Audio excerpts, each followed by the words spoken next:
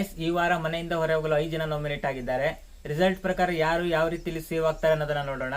ಅದಕ್ಕಿಂತ ಮುಂಚೆ ಯಾರೆಲ್ಲ ಹೊಸಬರಾಗಿ ವಿಡಿಯೋ ನೋಡ್ತಾ ಇದ್ರೆ ವಿಡಿಯೋ ಒಂದು ಲೈಕ್ ಮಾಡಿ ಹಾಗೂ ಚಾನಲ್ ಸಬ್ಸ್ಕ್ರೈಬ್ ಮಾಡ್ಕೊಳ್ಳಿ, ಹಾಗೆ ಸಪೋರ್ಟ್ ಮಾಡ್ತಾ ಇರಿ.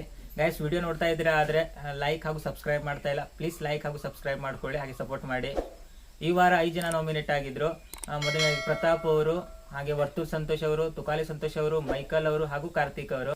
ಈವರೆಗೆ ಬಂದಿರುವಂತ ವೋಟಿಂಗ್ ನೋಡಿದ್ರೆ ಅಂದ್ರೆ ಇದು ಪಕ್ಕಾ ಇರಲ್ಲ, ಚೇಂಜ್ ಆಗ್ತಾ ಇರುತ್ತೆ. ಮೊದಲನೇದಾಗಿ ಕಾರ್ತಿಕ್ ಅವರು ಸೇವ್ ಆಗಿದ್ದಾರೆ, ಎರಡನೇದಾಗಿ ಡ್ರೋನ್ ಪ್ರತಾಪ್ ಅವರು, ಮೂರನೇದಾಗಿ ವರ್ತೂರ್ ಸಂತೋಷ್ ಅವರು, ನಾಲ್ಕನೇದಾಗಿ ತುಕಾಲಿ ಸಂತೋಷ್ ಹಾಗೂ ಮೈಕಲ್ ಅವರು ಇದ್ದಾರೆ. ಇವತ್ತು ಯಾರು ಹೋಗ್ಬೋದು ಅಂತ ನೋಡಿದ್ರೆ ನನ್ನ ಪ್ರಕಾರ ಅನ್ಸುತ್ತೆ ವರ್ತೂರ್ ಸಂತೋಷ್ ಅಥವಾ ಮೈಕಲ್ ಅವರು ಹೋಗ್ಬೋದು. ಈ ವಾರದಲ್ಲಿ ಆಟ ಅಂತ ಬಂದ್ರೆ ಕಾರ್ತಿಕ್ ಅವರು ತುಂಬಾ ಚೆನ್ನಾಗಿ ಆಟ ಆಡಿದ್ದಾರೆ, ಹಾಗೆ ವರ್ತೂರ್ ಸಂತೋಷ್ ಅವರು ಅಲ್ಲಲ್ಲಿ ಅವಾಗವಾಗ ಒಂದು ಸ್ವಲ್ಪ ಆಟ ಆಡಿ ಎಂಟರ್ಟೈನ್ಮೆಂಟ್ ಕೂಡ ಮಾಡಿದ್ದಾರೆ.